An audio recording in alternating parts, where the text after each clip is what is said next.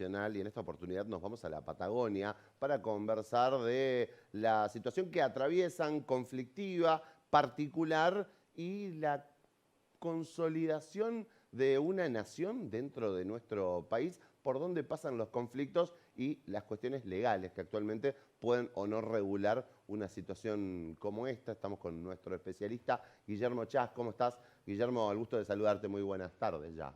Sí, buenas tardes. Gracias por la invitación. Es un placer. ¿Qué sucede? Hay un grupo de gente que reclama territorio. Realmente ¿existe reconocimiento en el ámbito de lo legal respecto a estas naciones que viven en la Argentina? Bueno, lo que es importante es destacar que la nación es una sola y es la nación argentina. Muy bien. Lo que hay es reconocimiento en la Constitución Nacional desde la reforma que se hizo en el año 1994, después del Pacto de Olivos. En el artículo 75, inciso 17, se reconoce de manera expresa la preexistencia étnica y cultural de lo que son los pueblos originarios argentinos. Digo, y sin entrar en la discusión que excede lo jurídico y es más una cuestión sociológica, antropológica o incluso histórica respecto a si los mapuches son o no pueblos originarios. Y con un tinte político, me animo a decir también. Y que hay toda una cuestión política detrás. Y es importante en ese sentido destacar que acá se habla, y lo veo ahí en el graph, del conflicto mapuche, y a mí siempre me gusta destacar que acá hay personas que se han agarrado de la bandera y de la causa y del nombre de los pueblos mapuches para cometer actos de tinte delictivo, que de mínima son delitos de estragos, incendios, bueno, ahí vemos fotos ilustrativas, y otros más graves que ya pueden ser rayanos con la sedición, con tratar de ir contra la existencia misma del Estado argentino. Una discusión, Guillermo, respecto a si esto es terrorismo o no.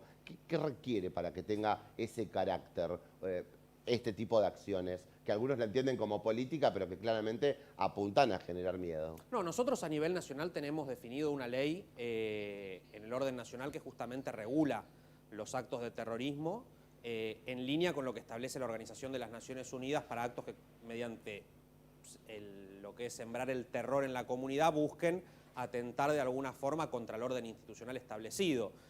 Definir si es o no terrorismo es una cuestión que en última instancia corresponderá primero a las autoridades políticas y en última instancia a las autoridades judiciales si es que se les somete a juicio esta cuestión, ¿no? Es decir, si se abren causas penales, determinar si los actos cometidos encuadran por su magnitud, gravedad y amplitud dentro de lo que es la figura legal del terrorismo.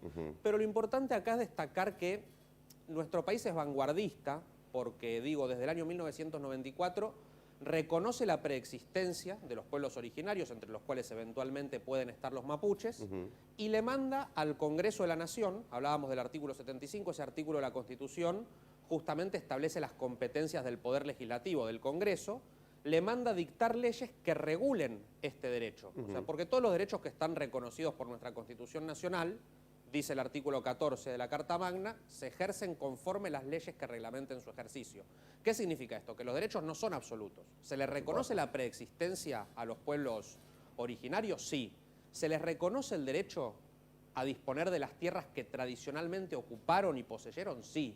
Ahora, esto no significa que se ejerce de cualquier modo. Se ejerce en el modo que reglamente el Congreso en el año 2015, con la sanción del nuevo Código Civil y Comercial de la Nación, en el artículo 18, se reafirmó esta cuestión diciendo que una ley especial dictada por el Congreso deberá regular los modos en los cuales se ejerza la posesión de las tierras y la propiedad de las tierras correspondientes a los pueblos originarios. ¿Hay acá una omisión legislativa? Sí la hay, porque el Congreso todavía no sancionó esa ley. Ahora, que no haya sancionado esa ley no significa que de hecho, insisto, unos grupos minoritarios que se escudan tras el nombre de la causa mapuche pretendan imponer por la fuerza y mediante la violencia y cometiendo un sinnúmero de delitos que van desde estrago, incendio, daño, hasta homicidios y lesiones que han ocurrido en este contexto, no lo pueden hacer por ese medio. Es decir, el reclamo de un derecho que no está legislado se puede hacer por vías pacíficas, peticionando ante las autoridades, que también es un derecho que nos reconoce la Constitución. Por ámbitos administrativos, por ejemplo. Por ámbitos administrativos, incluso por ámbitos judiciales, promoviendo una acción de amparo, como se ha hecho hace unos días. Por ejemplo, salió otro tema que era una omisión legislativa que desde el año 1974 había una ley que decía que en los lugares de trabajo de ciertas características tenía que haber guarderías. Ajá. Bueno, una mujer, una madre promovió una acción de amparo que llegó a la Corte Suprema y la Corte Suprema condenó al Poder Ejecutivo y lo instó a reglamentar esta ley por la omisión legislativa, pero esa es la vía institucional. O sea, esta mujer no agarró un arma y entró a los tiros o prendió fuego a la empresa donde trabajaba. Yo te hago una consulta, porque ahí es muy claro que hay un beneficiario, que hay un sector, que hay una población que debe ser beneficiada por esa ley. En este caso está como más difuso quiénes son los mapuches y quiénes deben ser beneficiados con un territorio que tiene costos y características que al mercado le interesan, que la nación cuida y que la norma todavía no regula. Bien, lógicamente desde un punto de vista de lo político y lo económico, desde ya que hay un trasfondo, pero la ventaja que tenemos es esa, que nuestro marco institucional es lo suficientemente amplio y nuestras leyes también lo son para poder resolver el conflicto que se suscita dentro del marco de las instituciones. Miremos el caso de Chile. En Chile ahora se está celebrando una convención constituyente y recién ahora en esta convención constituyente que se instaló en el año 2021, es decir, casi 30 años después de la nuestra, recién se está discutiendo esta cuestión. Es decir, nosotros fuimos vanguardistas a la hora de legislar y dar un marco estructural a la cuestión. Lo que hoy falta, efectivamente, es que el Congreso recoja el guante de lo que el constituyente le dijo en 1994 y sancione esta ley porque es necesario, en última instancia, legislar y aprovechar las herramientas que la Constitución nos da como nación para poner fin a este conflicto.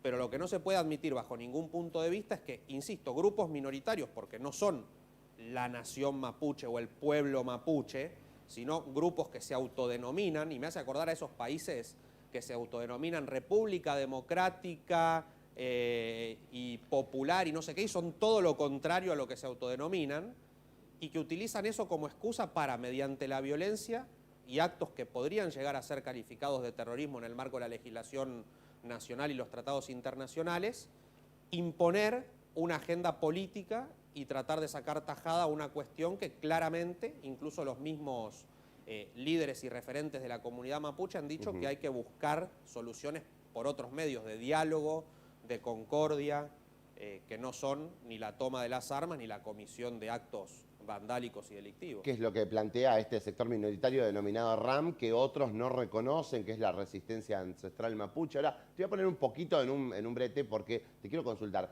Esto no es igual que en Barcelona, por ejemplo, donde una nación como la catalana plantea una suerte de separación. No estamos en una situación de esas características en la Argentina.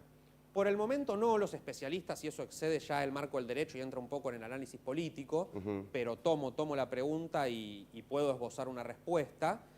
Hay especialistas que advierten, incluso mirándonos en el espejo del otro lado de la cordillera en Chile, donde la cuestión, bueno, allá hay una organización similar a la RAM, pero que opera en territorio chileno, donde el conflicto ya está escalando y está tomando tintes de carácter separatista, secesionista, que en última instancia, si no se lo logra resolver a tiempo, podría derivar desde un punto de vista sociológico y político en un conflicto como los que hemos visto con el País Vasco y demás en España.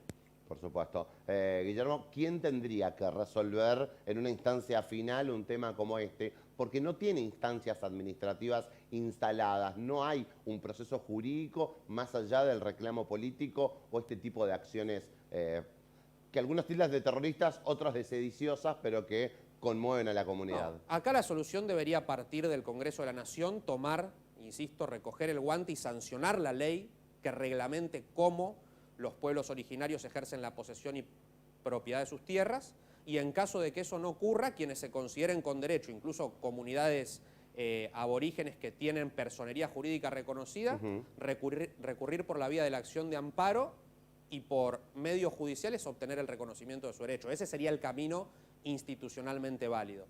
Y es el que nos interesa. Te agradecemos mucho por la claridad de los conceptos ante un tema tan complejo, Guillermo. Gracias a ustedes. Es un placer. Guillermo Chas, que vino a traernos un poco de claridad ante un tema que, como decíamos al comienzo, lo mencionaba bien él, tiene tintes políticos, pero también tiene un marco regulatorio novedoso en su momento y un poco dejado de lado por quienes tienen que articular la norma y dar detalles y cumplimientos a algo que la Constitución prevé, pero nuestros legisladores no terminaron bien de dar operatividad.